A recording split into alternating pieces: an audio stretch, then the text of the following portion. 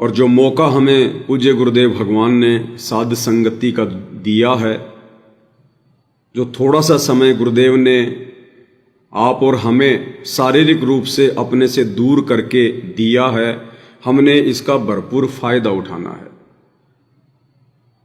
क्योंकि परमेश्वर ने देखा कि मैं सन 1994 से दिन रात एक करके इन आत्माओं को ये तत्व ज्ञान दे रहा हूं, अपनी पहचान करवाने का भरपूर प्रयास कर रहा हूं, लेकिन इन आत्माओं की वही पुरानी आदत, सदियों पुरानी, युगों पुरानी, ये मुझे केवल अपना जैसा एक इंसान ही मान रहे हैं, गुरु को केवल अपना गुरु ही मान रहे हैं, परमात्मा नहीं मान रहे, भगवान नहीं मान रहे।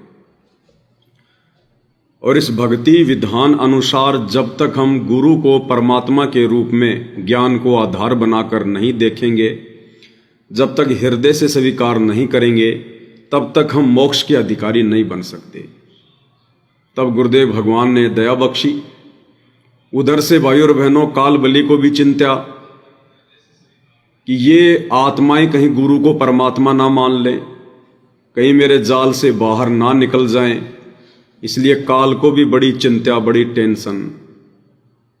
और उसने भी उन आत्माओं के माध्यम से, जो आत्माएं मर्यादा तोड़कर भगत बनने का ढोंग करते हैं, दिखावा करते हैं, और विशेषकर वे आत्माएं जो गुरुदेव के आसपास रहते हैं, उन आत्माओं में कुप्रेरणा करके बरवाला कांड जैसी घटना को जन्म दिया। यदि समर्थ सतगुरु रामपाल जी परमेश्वर चाहते तो ये काल बलि उस बरवाला आश्रम की एक ईंट भी नहीं उखाड़ सकता था, ईंट भी। लेकिन परमेश्वर चुपचाप रहे। परमात्मा भी यही चाहते थे कि इस घटना के माध्यम से मेरे कच्चे पच्चे भक्तों की परख हो जाएगी, उनकी पहचान हो जाएगी, कौन मेरा है और कौन काल का है। अन्यथा भाइयों और बहनों, जिस सतलोक आश्रम बरवाड़ा में साक्षात सारी सृष्टि का सृजनहार कबीर भगवान बैठा हो, सतगुरु रामपाल जी के रूप में, जिस बरवाला आश्रम में हजारों की संख्या में भाई बहन सतनाम का सुमरण कर रहे हों, जिस सतलोक आश्रम बरवाड़ा में 5 यज्ञ चल रही हों, पाठ प्रकाश चल रहा हो, एक काल तो क्या अगर 1000 काल भी आ जाएं तो उस आश्रम की एक ईंट भी नहीं उखाड़ सकते, ईंट भी। लेकिन इसमें परमात्मा की भी रजा थी।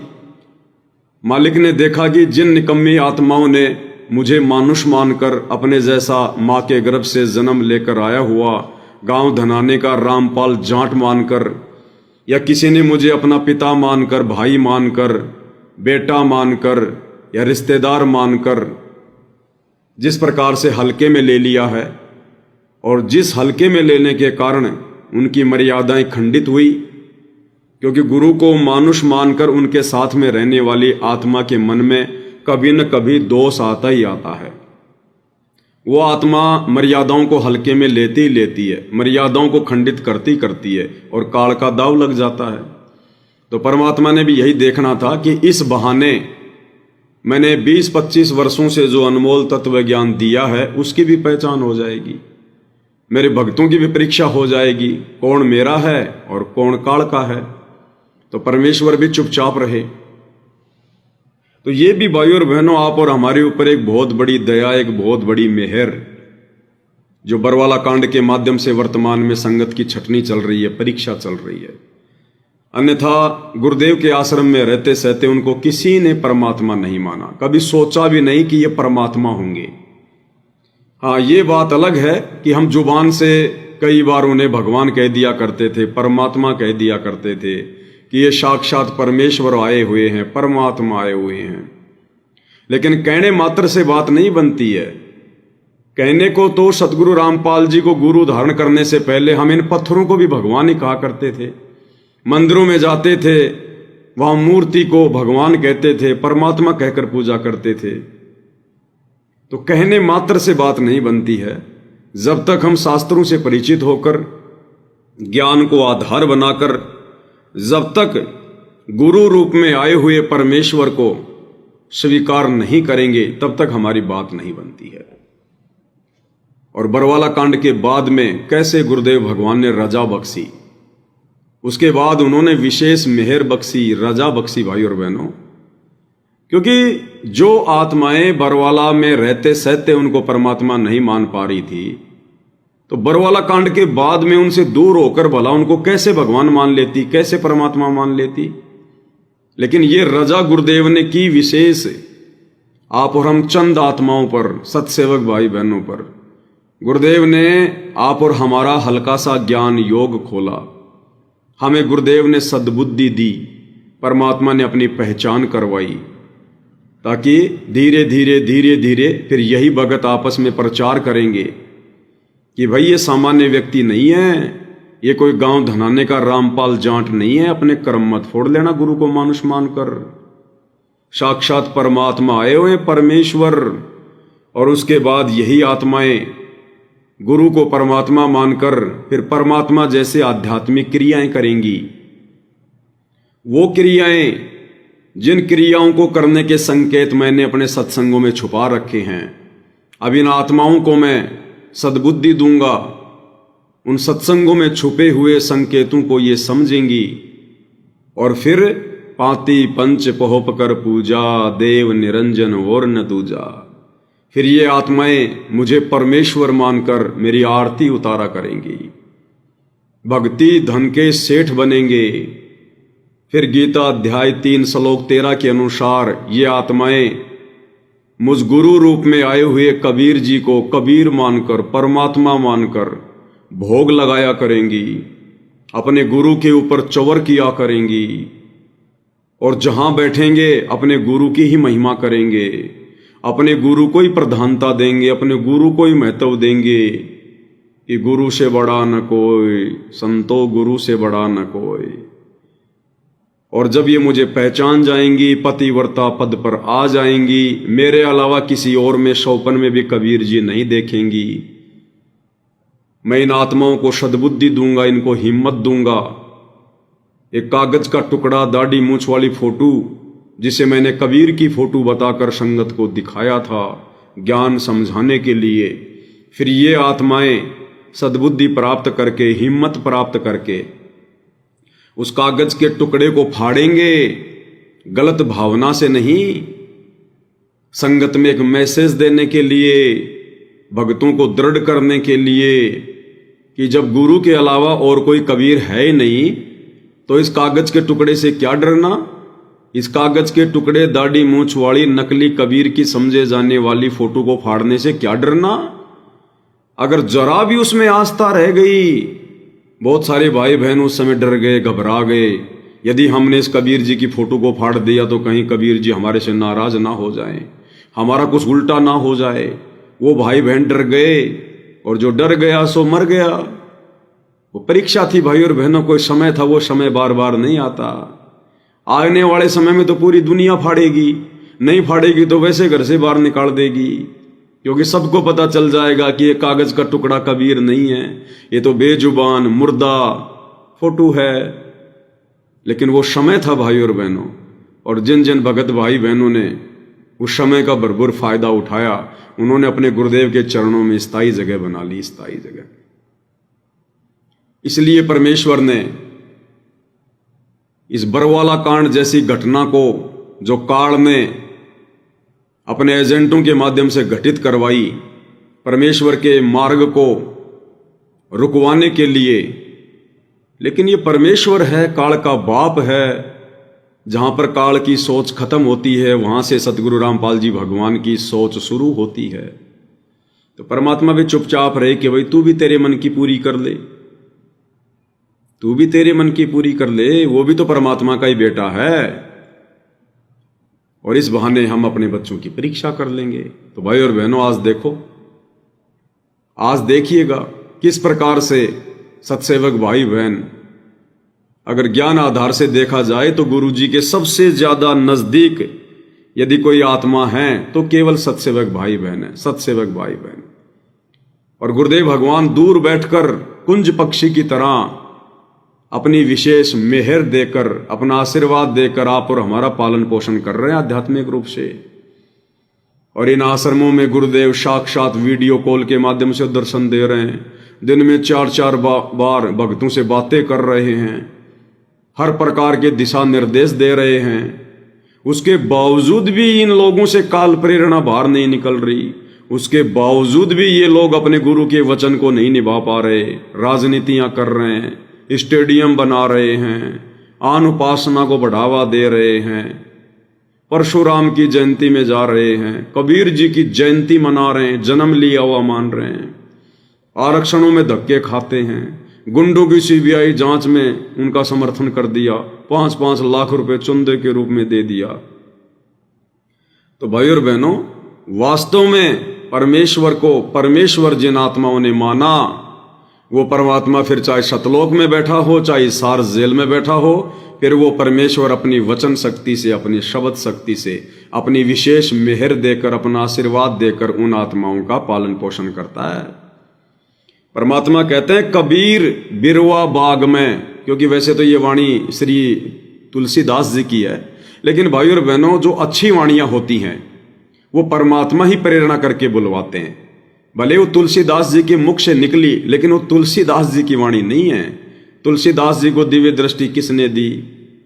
वेद व्यास जी को दिव्य दृष्टि किसने दी? इसी कबीर भगवान सतगुरु रामपाल जी ने। तो जो अच्छी कथाएं हैं, जो अच्छी वाणियां हैं, जो आप और हम भगत भाई बहनों को विश्वास दिलाती हैं, दृढ़ता प्रदान करती हैं, वो सब सतगुरु रामपाल जी भगवान, इस कबीर भगवान की मेहरबानी है। वो निमित्त फिर चाहे तुलसीदास को बनाओ, चाहे सूरदास को बनाओ, चाहे कालिदास को बनाओ, या चाहे धर्मदास को बनाओ। तो परमात्मा कहते हैं तुलसी बिरवा बाग में और सींचत भी मुरझावे। जैसे एक माली होता है, एक किसान होता है, वो खेत में बाग लगाता है, बाड़ी लगाता है, और वो बड़ा ध्यान रखता है, उनको सींचता है, खाद वगैरह देता है, जानवरों से रक्षा करता है। उसके बावजूद भी वो पौधे मुरझा जाते हैं, इतना ध्यान रखते रखते भी। तो कहते हैं तुलसी बिरवा, बिरवा यानी पौधा, तुलसी बिरवा बाग में सींचत भी मुरझावे, इतनी देखभाल करते करते भी वो मुरझा जाता है। तो ये स्थिति तो समझो इन सतलोक आश्रम वालों की, सतलोक आश्रमों से जुड़े हुए भाई बहनों की। गुरुजी हर प्रकार से इनको सींच रहे हैं, इनको खाद दे रहे हैं, वीडियो कॉल के माध्यम से, ऑडियो के माध्यम से, हर प्रकार से दिशा निर्देश देकर, लेकिन फिर भी ये लोग मुरझाते जा रहे हैं, मर्यादाओं में नहीं रह पा रहे। इनसे चाहे कुछ भी कुकर्म करवा लो, इनसे चाहे कबीर जी का प्रगट दिवस मनवा लो धनान आश्रम में, चाहे सिरसा की अनाज मंडी में कबीर जी की जयंती मनवा लो, इनसे कुछ भी करवा लो, इनसे चाहे परशुराम की जयंती में धक्के खिलवा लो, तो ये सींचते सींचते भी मुरझा रहे हैं। तुलसी बिरवा बाग में सींचत भी मुरझावे, और कहते हैं राम भरोसे जो चले वो पर्वत पे लहरावे। और जो राम, आदि राम सतगुरु रामपाल जी ये हैं, वो राम, कबीर राम। तो कहते हैं राम भरोसे जो चले, यानी जो अपने गुरु जी के भरोसे होके चलता है, ज्ञान को आधार बनाकर, गुरु को अपना परम सहारा मानकर, भगवान मानकर।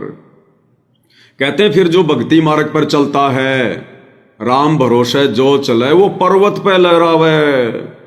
आप और हम देखते हैं भाई बहन, पहाड़ों के ऊपर कितने बड़े बड़े पेड़ होते हैं, घने घने, अच्छे भारे भारे। अब बताइए उस पहाड़ की चोटी पर उन पेड़ों को कौन पानी देने गया था?